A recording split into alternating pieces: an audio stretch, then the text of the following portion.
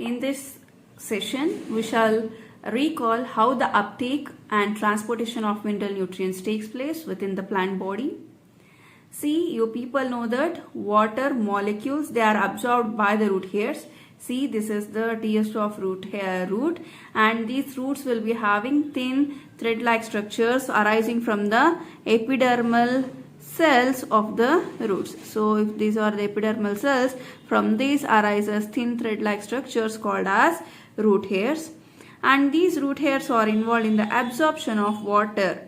So they are involved in the absorption of water, and this water, as it is moving along the concentration gradient, it occurs passively. That means water molecules are present more in number in the soil when compared to the roots or root hairs. And thus water always moves from the region of its higher water potential towards the region of its lower water potential. And thus in this case, in the absorption of water, as the water is moving along its concentration gradient, it occurs without the expenditure of energy, and thus absorption of water, it is a passive process. No doubt in that. But when we speak about the minerals, see, if minerals has to be absorbed by the root hairs, it does not occur by a passive process. As you all know that minerals are present in the soil as charged forms. So they are present in ions, in the form of ions. So they will be having charges like plus or minus. And these ions, they cannot cross the cell membrane without any expenditure of energy. So these ions, they cannot cross through this epidermal layer without the expenditure of energy. So passive transportation of these ions, it is not at all possible. And thus most of the ions, they enter the root by active absorption. So what do you mean by that? See, even though the ions are present more in number inside the roots and less in number inside the soil, this requires a constant supply of these ions.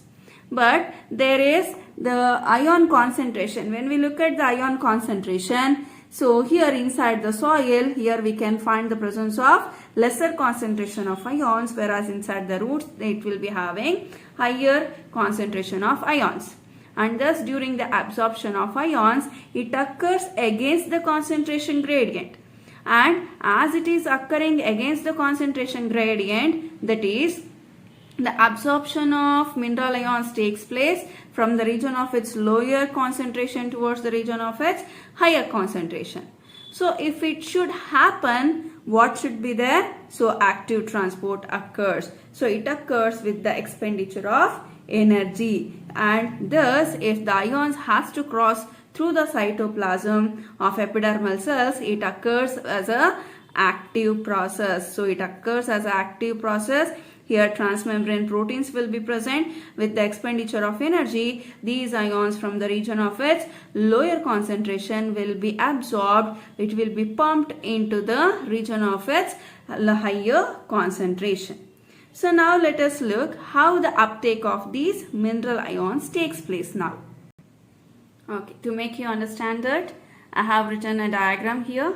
So how the uptake of, so now let us look how the uptake of mineral ions by roots takes place. See, the mineral ions are absorbed by the soil.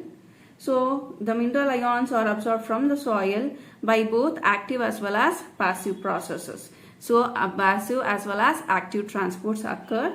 And specific proteins will be present in the membrane of root hair cells. So this is the root hair cell, and here we can find the presence of specific proteins present here, and these specific proteins which are present in the root hair cells, they actively pump the ions from the soil into the epidermal cells. So into the cytoplasm of the epidermal cells.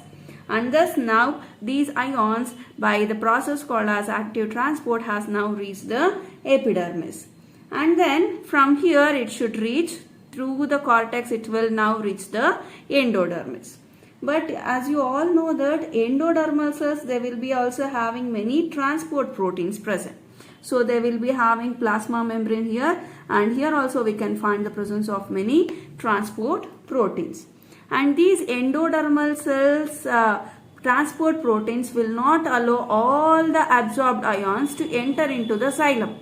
So they will decide what kind of mineral ions are essential for the plants. So only essential or needed ions are allowed to pass through the transmembrane proteins and through the endodermal cells. Now these ions will reach the xylem.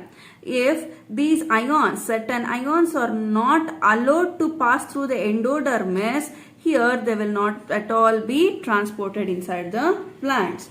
Thus, the transport proteins of endodermal cells, they are called as the control points. So, what are these called as? They are called as the control points. That means where a plant adjusts the quantity and quality and types of solutes that enter and reach the xylem. And thus, these transmembrane proteins of endodermal cells of root is called as control points. And then here one more thing is present in the endodermal cell. It is actually lined by a waterproof material, water hating material called as suberin. What it is? It is called as a suberin. It is present here inside the endodermal cells and it has the ability to actively transport ions in only one direction. So there will be an active transportation of ions only in one direction, that is. So there will be an active transport of ions into the xylem. It will be directing the flow of ions into the xylem, and from here, from this stellar region, now these ions cannot escape out. So it maintains a unidirectional flow which maintains the suberin. So it is a waterproof material which is lining the endodermal cells. So it maintains the unidirectional flow of mineral ions. As a result, these selected and allowed mineral ions will be reaching the xylem, and once it is reached here, now through the xylem it will be translocated. So now let us look how the transportation of these mineral ions occurs within the plant body. Once the ions reaches the xylem, so through the xylem, these mineral ions will be reaching to the different parts of the body through the transpiration stream. Transpiration stream. What do you mean by that? So I told you somewhere here exists the leaf and here stomata will be present. Through the stomata there will be a loss of water in the form of water vapor called as it is called as transpiration, and as a result transpiration pull is created from the intracellular spaces of these leaves till the roots, right? So along this this is also called as transpiration stream. So through this transpiration stream, these mineral ions will be transported to the various parts of the plant body, and here these transpiration, through this transpiration stream, these mineral ions will be reaching different parts of the plant body which are in need of these mineral ions, and those parts are those organs of the plants which are in need of these mineral ions are called as sink. What do we call for it? It is called as sink. So what do you mean by sink? It is not your kitchen sink. So here sink in the sense those organs of the plant or those parts of the plant body which are in need of these mineral ions. They require the mineral ions to carry out their different functions, and those organs are known as sinks. So the chief sinks for the mineral ions are like growing parts. So especially the growing parts of the plant body such as apical meristems in the sense tipmost meristems and lateral meristems, they are also the chief sinks, and even young leaves, these are also the chief sinks for the mineral elements, and also the developing flowers. So flowers, if they have to develop, they require certain mineral ions, as well as fruits and seeds, when they are developing they require mineral ions. In addition to that, storage organs like fruits, so they also require the mineral ions. and thus from here, from the soil, these mineral ions which are reaching to the various parts of the plant body through the transpiration stream, so they will now reach to the sink. Sinks are nothing but the organs or parts of the plant body which are desperately in need for these mineral ions. Why these sinks require mineral ions? For their growth and carry out their normal functions. So what are these sinks? So can you give an example for sink? So here sinks, it includes the young flowers, developing fruits, as well as meristematic tissues, and then storage organs like fruits. These all are the chief sinks for these mineral ions. And these mineral ions, they are frequently remobilized. So what do you mean by remobilization? See, remobilization, it occurs in the old parts of the plant body, like older leaves. So yellowing of leaves, they aged leaves. So leaves will be becoming yellowing in nature. So in those old senescing parts, so from here these mineral ions, they are waste. If they become sink here. So if these older falling off leaves, if they are utilizing the mineral ions, new developing organs will not be getting a sufficient amount of mineral ions, and thus remobilization of these mineral ions occurs to avoid the wastage of these mineral ions, and thus that is called as remobilization.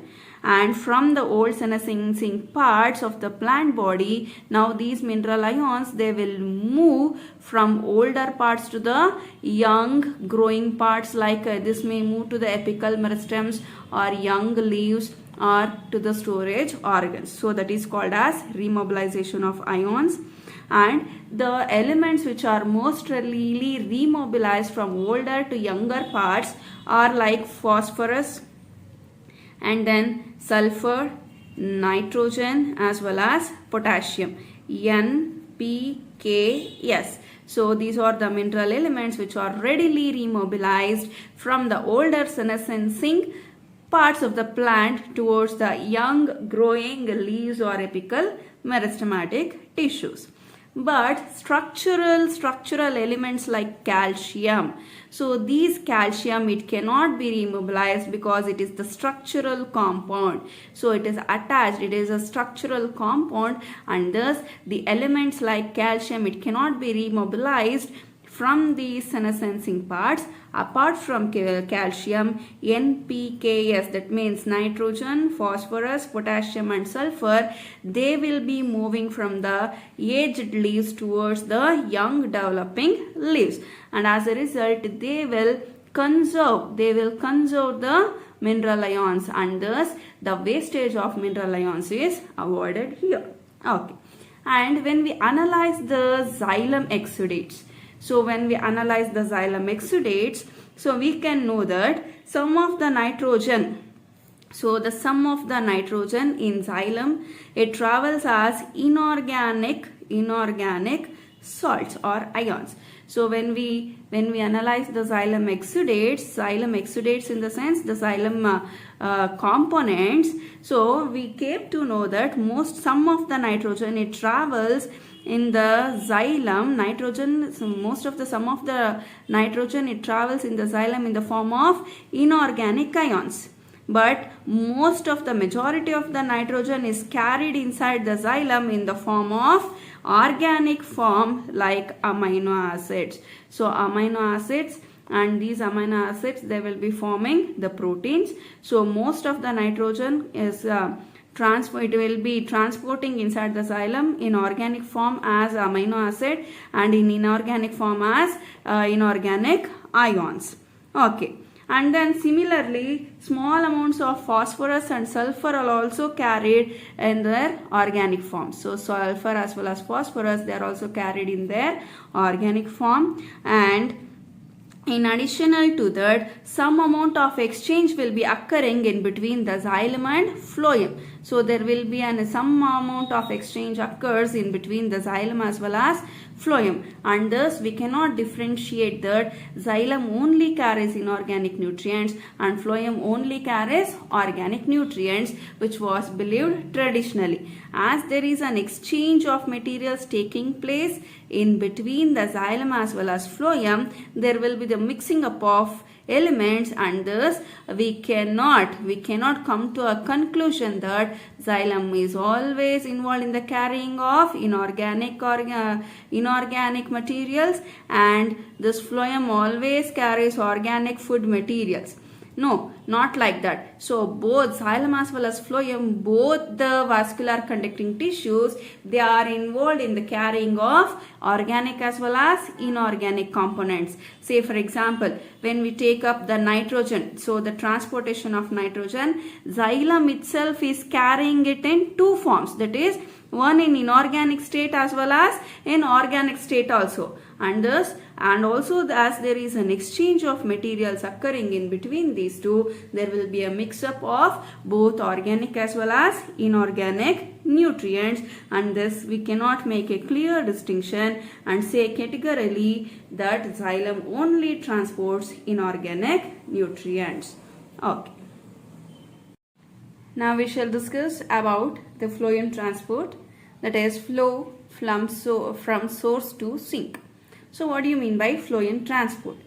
See, the transportation of food materials or solutes from leaf to the consuming or storage parts of the plant body through the phloem is called as translocation. So what is it called as? It is called as translocation.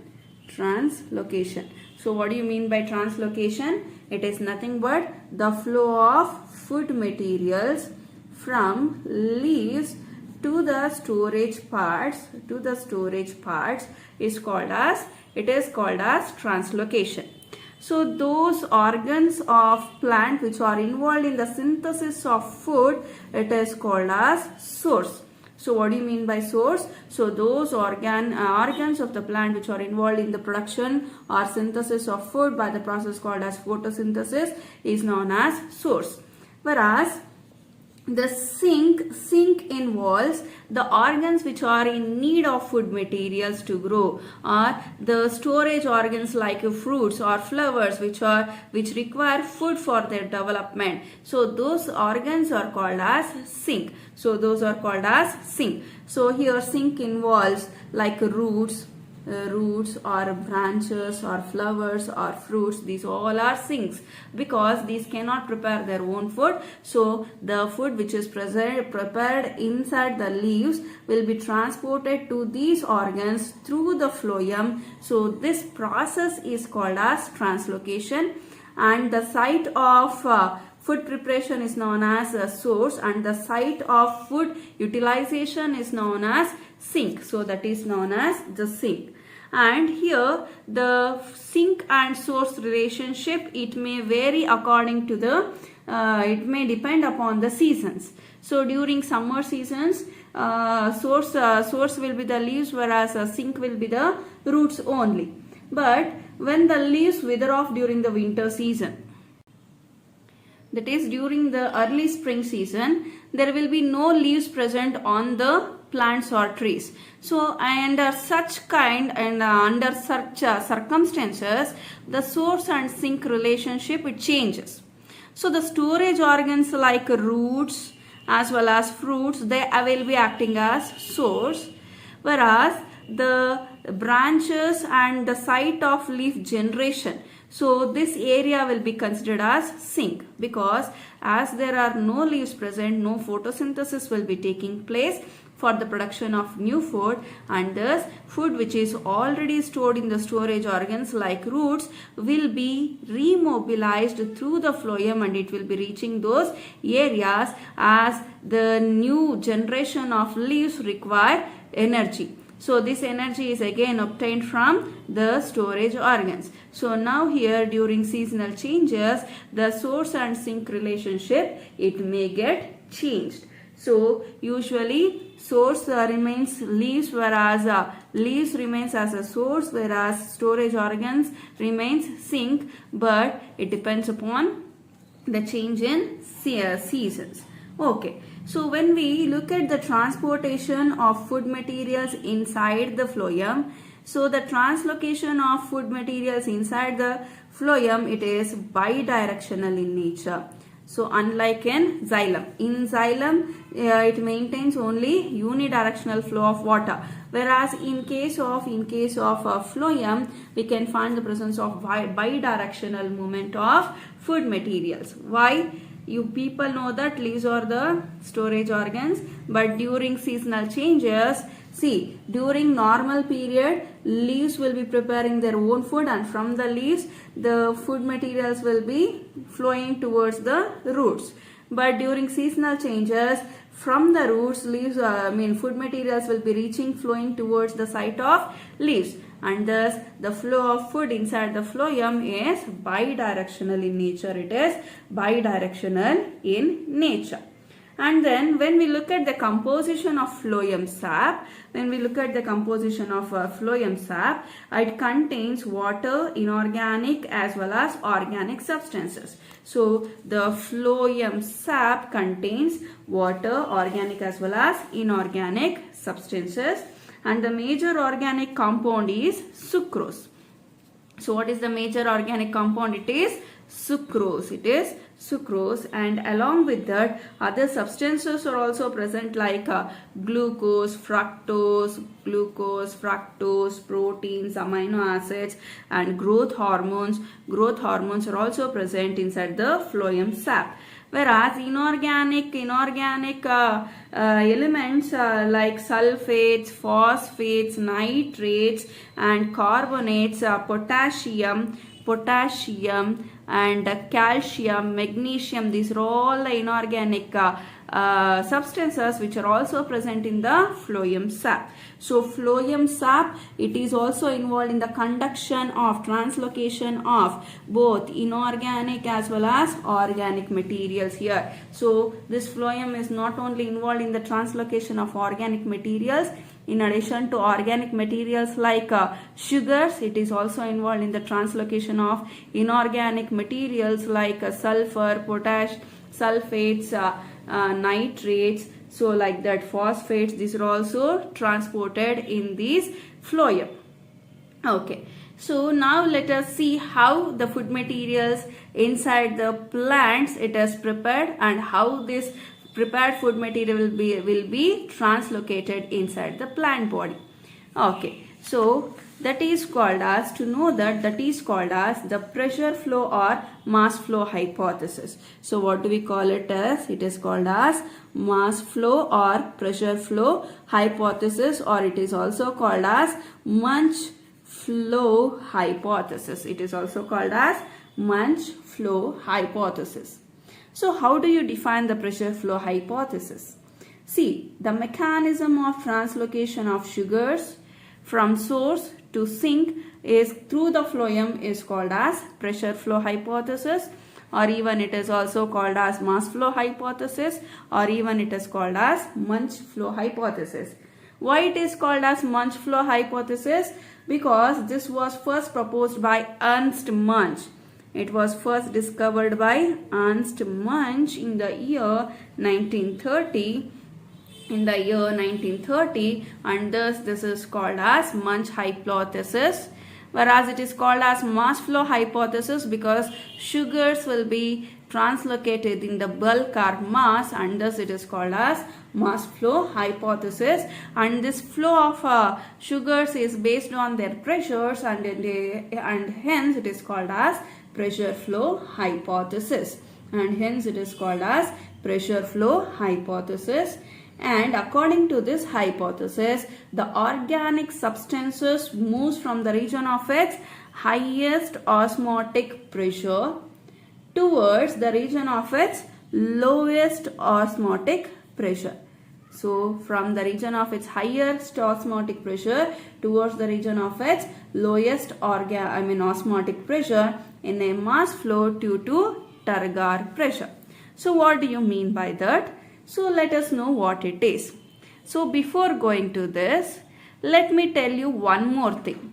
See, I told you leaves, they are the source which are involved in the preparation of food materials. Leaves always prepare their own food material in the form of glucose. So leaves always prepare their own food material in the form of glucose. And plants always store their food materials in the form of starch. In the form of starch stores in the form of glucose, leaves prepare their own food. But the sugars are translocated inside the plant in the form of sucrose. So in the form of sucrose. So leaves prepare their own food materials in the form of glucose, and in the form of sucrose these sugar molecules will be translocated, and in the form of starch these sugar molecules will be stored in the storage organs inside the plant body. Okay. So this pressure flow hypothesis is nothing but the movement of photosynthetic product from source to sink through the phloem. So here what they have given in white color, so this is nothing but the phloem, and I'll write one more rough diagram for phloem. So phloem, it is made up of 4 different components like sieve tubes. So this is sieve tube, companion cells, and phloem parenchyma. So here comes the phloem parenchyma and phloem fibers. So let it be, this is the companion cell, and this companion cell and sieve tube both are interconnected by the presence of plasmodesmatal connections. Okay, and this sieve tube will not be having any nucleus, you people know that.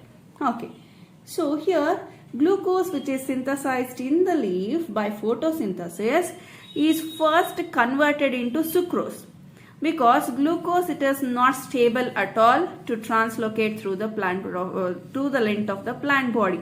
So the food materials which are prepared inside the leaf, they are prepared in the form of glucose, but before they enter into the phloem, they gets converted into the sucrose.